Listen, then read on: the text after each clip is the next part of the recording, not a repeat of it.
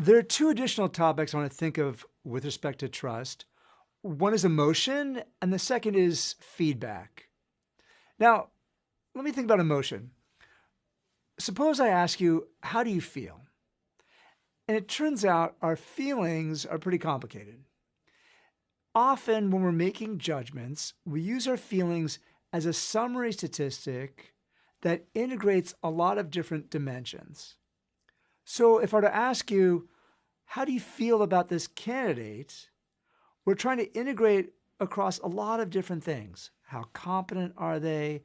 How much do we need their skill set? Would they get along with the people here? We're trying to integrate across a lot of different dimensions, and we often summarize this with, how do I feel about this?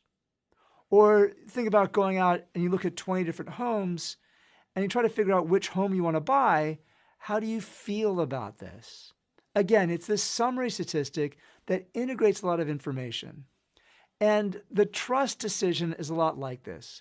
Do I trust this person is often predicated on a feeling. Do I feel like I can trust this person? We talk that way, and it's absolutely how we behave as well. In my own research, I've actually looked at the link between emotions and trust. And one thing I found that's particularly interesting is how our feelings can influence our trust. The idea here is that sometimes our feelings are really relevant. So you betrayed me, I'm upset, and so I don't trust you. That's a directed emotion that makes a lot of sense for influencing trust. But what's interesting is that our incidental emotions, emotions that are unrelated to the situation at hand, also matter. By incidental, what I mean is, suppose you get a parking ticket, or suppose you get into an argument with your spouse, and then you come into work and you deal with somebody who's totally unrelated to that other experience. The question is, does that emotion bleed into your new interaction? And the answer is yes. So how we feel in the moment is influenced not just by what's happening in this exact moment, but it's also influenced by what's happened before. And so these incidental emotions, these unrelated emotions from some other experience, can influence our judgments. So here's the idea. If we're angry about something else, and that bleeds into our judgment, it'll make us less trusting. If we're happy about something else, so we just found out some great news unrelated to the meeting that I'm currently having, that happiness can bleed in and boost my trust. So I may be too trusting when I'm otherwise very happy, and I may be not trusting enough when I'm a little bit angry from something else. I've documented this in my own research, and the implication is that we should be careful to recognize that our trust judgments can move. They're relatively labile, particularly for people we don't know well. So a new partner or a prospective client. We're making these trust judgments on the fly. It's a constructed judgment. Our incidental emotions don't really matter very much for people you know well. So how much you trust your mom isn't going to be influenced by how you're feeling unless you're feeling pretty strongly about something. Now, and it's not just our own judgments I'm worried about.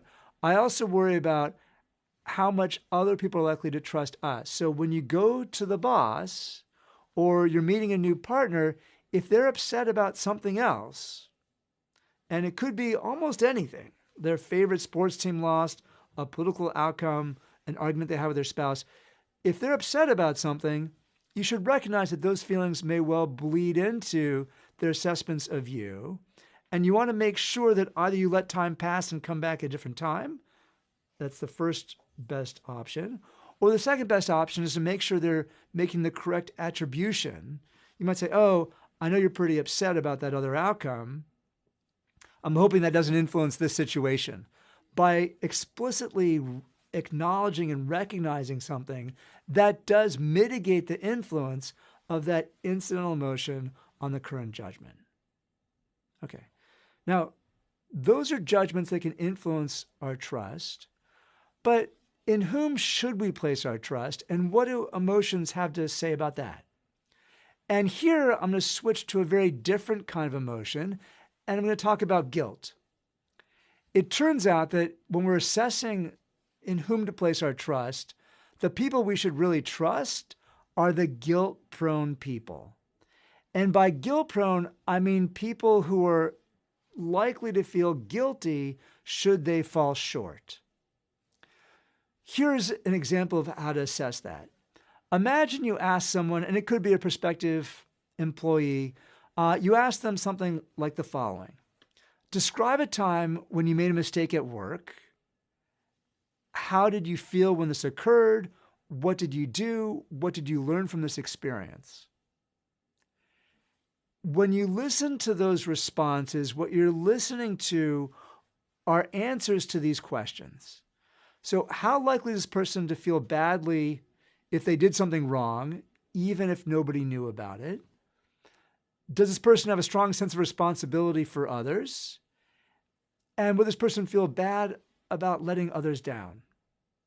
Now, those are all guilt proneness questions. So would they feel guilty if they did something bad, even if nobody knew about it?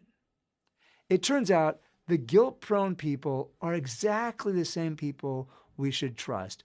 Those are the most trustworthy people around. People who are low in guilt proneness we should be careful about. People high in guilt proneness are people we should, trust the most. The last idea I want to suggest has to do with limited feedback. When we're trusting other people, we often face a challenge because we can't monitor them all the time. Sometimes we can check in and see what they're doing. Sometimes we can't. And the key idea here is we want to think about how anticipated that monitoring is. So can we observe occasions when they don't expect to be monitored? Or is it the case that they always know when we're coming, they always have time to prepare, or they always know when they're going to be observed? It turns out people act pretty strategically. So they know that when they're being evaluated, they step up and they behave in an exemplary way. We also know when people know that they're not going to be observed, when things aren't going to be important, that they slack off. Now, again, the high guilt-prone people are going to be pretty good even in those cases. But people who are low in guilt proneness are likely to behave very strategically, demonstrating exemplary behavior when they're observed, and then slacking off when they're not. Now, here's the problem. When we observe behavior, and I've run a number of studies looking at this, when we observe behavior, the people who are observing others put too much weight in that observed period. So it's like the boss who comes back from vacation and sees the office staff working really hard, then goes back on vacation, and then when they return, again sees the office staff working really hard. And the more observations the boss has, the more and more convinced the boss becomes these are really hard workers. That is, they're relying solely on what they can see, and they're failing to imagine what happens when they're not around. So we want to be careful about making inferences from limited feedback when the feedback that we get is constrained and it's anticipated.